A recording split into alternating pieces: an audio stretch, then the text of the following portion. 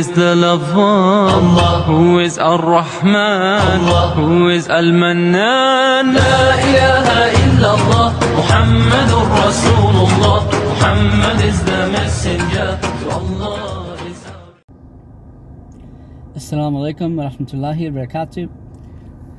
I hope all of you brothers and sisters are doing well, inshallah, and that everybody is surviving, and as this economy continues to get worse and worse, and the prices of everything continue to go up.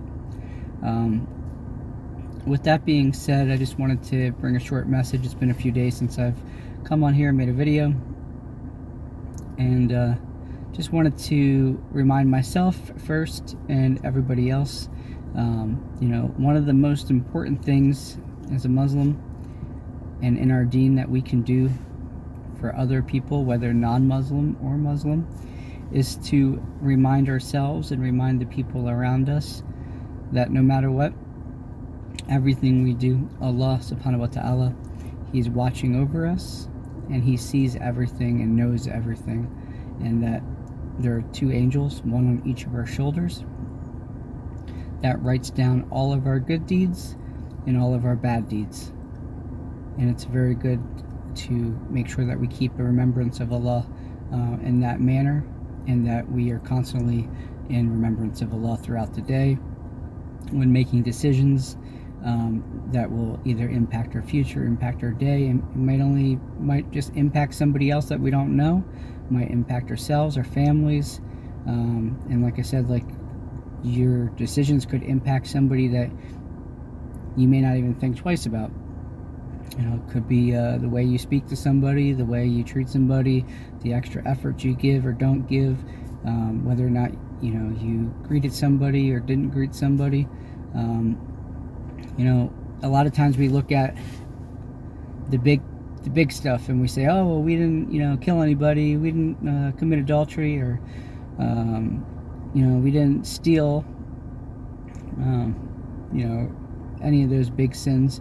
But sometimes as Muslims, I think we fail to remind ourselves of the little sins, that no matter what, at the end of the day, when we're standing before Allah subhanahu wa ta'ala on the day of judgment, every sin, whether it's the size of a grain the size of a small grain, piece of dust, or if it's the size of, you know, a huge stone or rock, they're all going to be accounted for.